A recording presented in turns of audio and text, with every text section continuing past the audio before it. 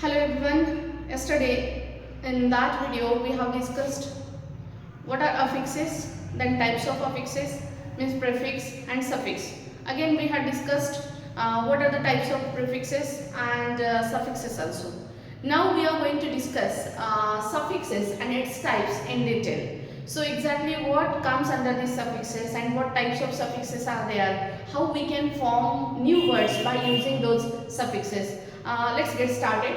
Suffixes, we have discussed that this is the minimal unit which occurs at the end of the word, we can say, and by this we can get some new words also. These are of two types, inflectional suffixes and derivational suffixes. Yesterday we have discussed it. Then in inflectional suffixes, those suffixes are always class maintaining suffixes. Means we cannot change the class of that word by adding inflectional suffixes to the word. That's why these are always class maintaining suffixes.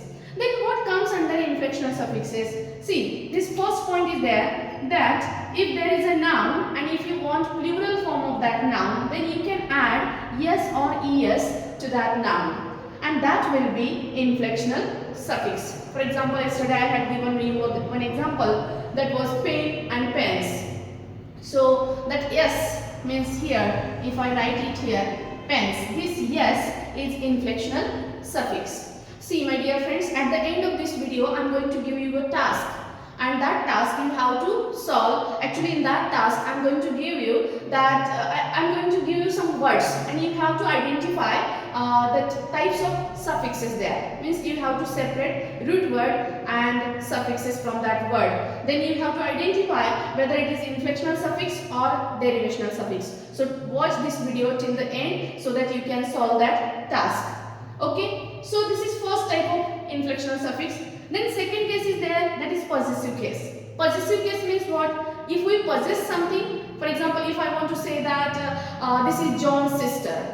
Okay, if I want to say that this is John's sister, this is possessive case. Okay, and this yes, possessive yes, is also inflectional suffix. The next point is there, that is present form. In simple present, you will find yes or es to the main verb. For example, there is a one rule that if the subject is third person singular, then you have to add yes or es to the main verb. So that yes or es is also inflectional suffix. For example, if I write here plays, this is play is a V1, and here I have attached yes. It shows present form, and this is nothing but inflectional suffix. The next point is there, that is past form. Past form which is identified by ed. For example, if I write here played, here this ed indicates past form of that verb, and that ed is also inflectional suffix. Again there is a past participle. Past participle means we can call it V3. Okay. For example, if I take one V3, that is eaten, eaten. Okay, you will find here that en. This en indicates past participle of that verb, and this en is nothing but inflectional suffix. And last is present participle. Present participle means what? Which has ing as a suffix, and that ing is also inflectional suffix. For example, if I write playing, so that ing is inflectional suffix here.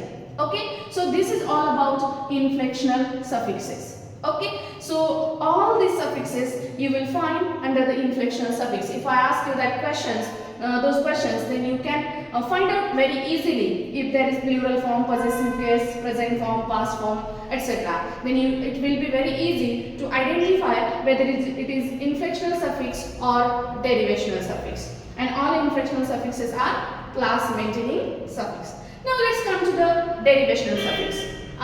Yesterday we have discussed the types of derivational suffix, class maintaining suffixes and class changing suffixes. Now what comes under class maintaining suffix? It's very easy actually. Class maintaining suffixes are very limited, you can find here.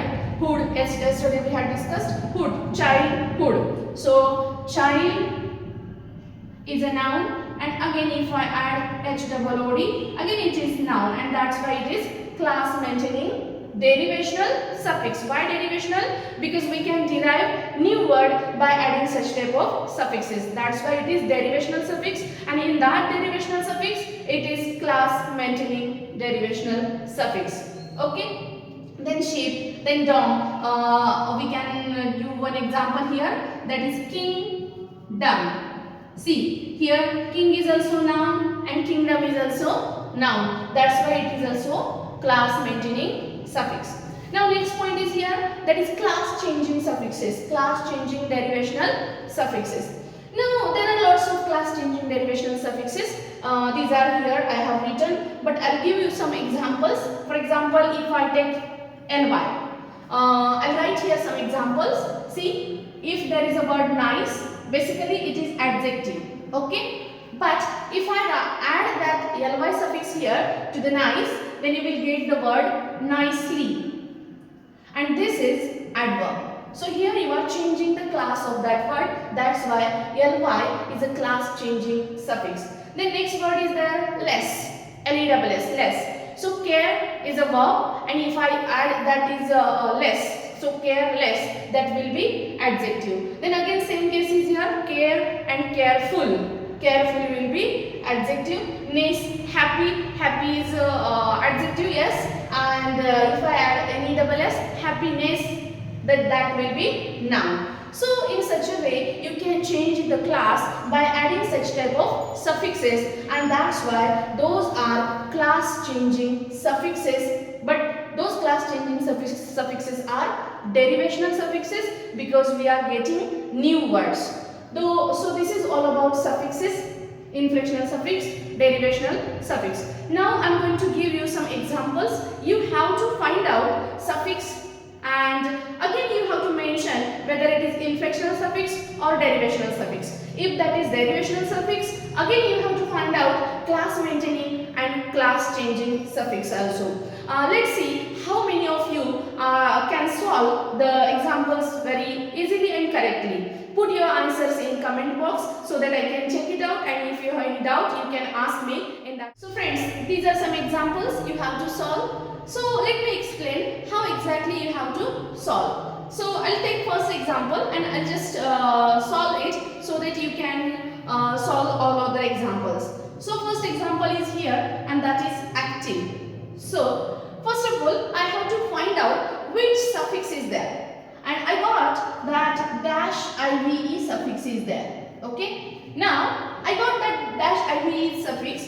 So now I have to identify whether it is inflectional or derivational.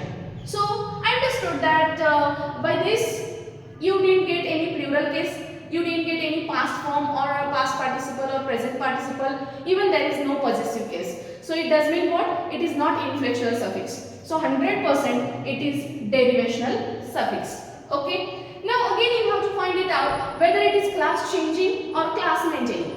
Okay, so suppose if I just split this word like this, act and active. So what is act? Act is a verb. Act is a verb. If I add here ive, then I got it as an adjective. It does mean what? It is class changing because basically it is verb, and now by adding this suffix I got adjective. It does mean what? It is class changing suffix. So dash ive is class changing derivational suffix. Means in this way you have to solve all these examples. Please put your answers in comment box, and if you have any doubt please feel free to ask me. Thank you.